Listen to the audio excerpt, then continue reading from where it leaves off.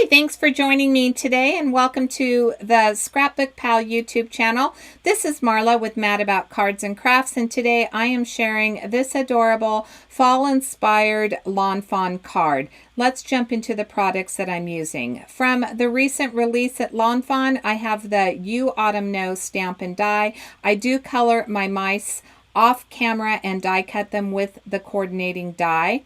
I have the Giant Sending Big Hugs die.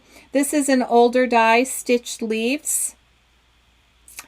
Acorn House, I'm going to cut some flowers from that. I also have the large and small stitched rectangle dies from Lawn Fawn. I'm using the largest one, and I use that to die cut my panel out.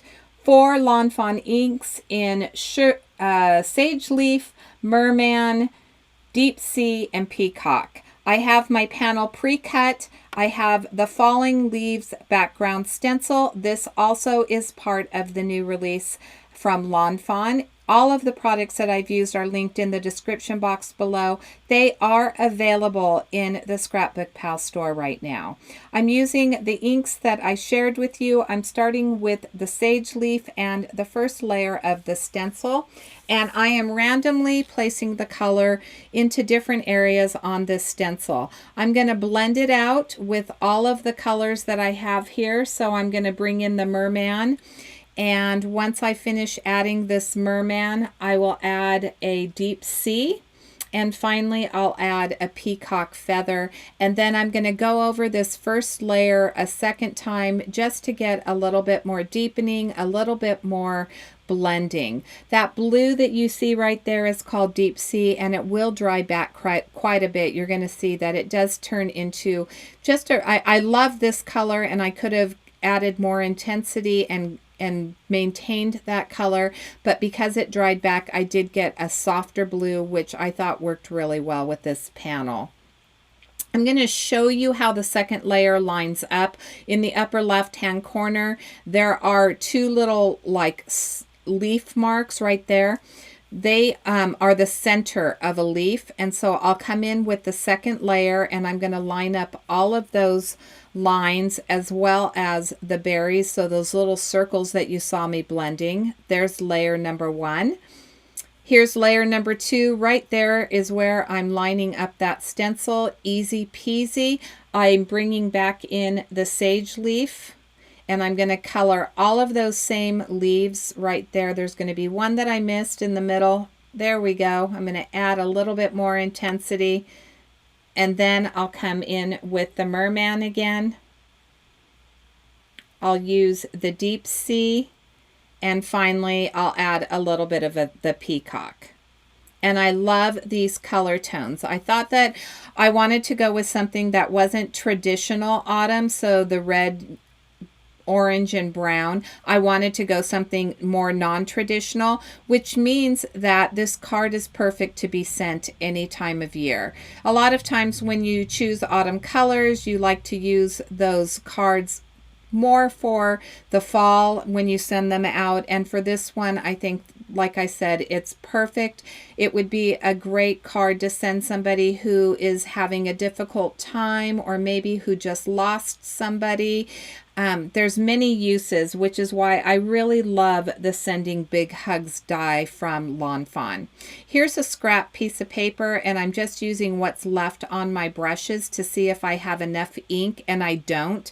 So I am going to bring back in those ink cubes, and I'm really going to intensify the color again. I'm going to use this panel to cut out my stitched leaves. Once I get the inks blended to the color tone that I like, I'm going to use my Gonzai Tombi Starry watercolors, and I'm going to use the champagne color. So there's a gold tone in there that has more, it's more of a lighter tone as opposed to a deeper. Right there you can see I've added some water to the watercolors, water to my brush, and I'm just using my hand to tap that color on, and I love that. I'm going to start with 4 dies here, but I do end up bringing in that maple leaf that's on the bottom right, and I do die cut that off camera and use it on my card. But I do want to give you a look at how beautiful this turned out. Isn't that pretty? See how much that blue dries back? What a difference it is when you know, aren't really adding a lot of ink to the panel. I wanted to cut the Sending Big Hugs using the champagne, and I thought the watercolor, and I thought that maybe I would go with the champagne color, but I didn't like it. I thought that it kind of got lost in the background, and so I end up bringing in another scrap piece of paper, and I use that deep sea and just blend that one color on, and I end up cutting out that Sending Big Hugs a second time, and I'm going to use that gold to offset it. Instead of using a piece of gold foil paper, I'll just use that champagne, and I really like that little light, subtle pop of gold in the background. If you haven't subscribed to the Scrapbook Pal YouTube channel, we would love for you to subscribe and ring the bell so that you're notified whenever we do upload a new video. Sadly, my term on the team is coming to an end. I have one more video coming this month for you. You're going to get a whole brand new design team that I'm sure is going to bring you a ton of inspiration, but I'm sad to go. I do have to admit that. Here I've got the florals from the Acorn house that I cut out using the extra gold paper that I had left from the Sending Hugs in gold.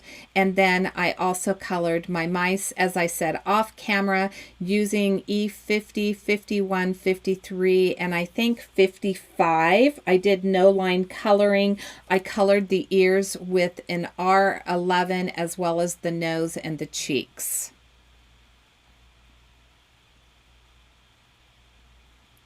And I have that. That's going to give me a little bit of dimension. There's that maple leaf I cut off camera.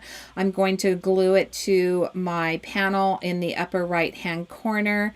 I'm going to add some art glitter glue to my stacked sentiment. And I'm going to center that, or semi-center it. It's a little bit off center from the top, but I am going to add it to my card base, or my card panel. And once I get that glued down, I'm going to add some foam to the back of my mice. I did use some 1/4 inch foam. I added foam to the left side of the mouse that I'm going to put on the letter B because the right side is stacked. I didn't want to add foam to that side, but I do have to kind of push the glue down. I have to put glue underneath it, and you're going to see I'm going to set something on top of it to make sure that it adheres to that B because it was a little bit off with the foam tape. Here I've added one of the leaves to the hand of the mouse on the bottom. I'm going to put together one of the flowers from the Acorn house, and I'm going to use my stylus to pop it up just a little bit. I am going to flatten it out again because I did have to set something on top of it to make sure that it stayed. And so I will bring my stylus in. That's why I didn't adhere it to my panel before doing these finishing touches, because I knew that I was going to need to do some indenting with that stylus. And if I did that while it was adhered to my card panel, then obviously it would show, but this way it won't. So I've added the other mouse who's going to be flying with this leaf onto the center of that bee. And then I'll add another flower to the hand right here. I do have some flat back pearls from my stash. They are gold. Pink Fresh Studio, I didn't link them, but Pink Fresh Studio also has the same flat back pearls, so they are perfect if you like to add flowers to your cards and you're always looking for something to put in the center. These little flat back pearls come in a variety of sizes and they're perfect for that. So my pearls are going to be gold, and they're super tiny. So sometimes I use my jewel pick, but I was able to get away with just dropping them on there, which was fortunate for me because sometimes I can really spend a little bit of time messing with these, fiddling with these little small items, but they dropped in perfectly. And there we have that. Now I am going to use a number 10 gel pen. That number 10 gel pen is going to, I'm going to use that to add some dots to my letters. So the sending big hugs, all of that, I'm going to add a lot of dots. I'm only going to show you a few of them. Off camera, I did glue both the gold and the blue tittles together so that I had that same offset gold in the background. And here is my final flower. I'm going to add it just where that G is, and I like the way that that looks.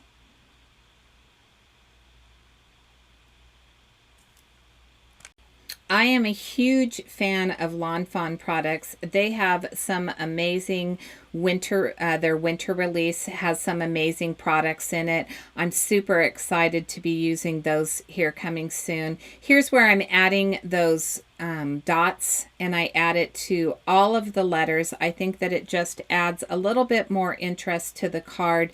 And once I finish with this, I believe that my card is finished. So I want to thank you so much for watching today.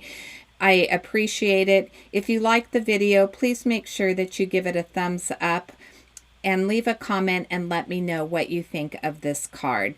Thanks so much for watching today. Until next time, have a fabulous day.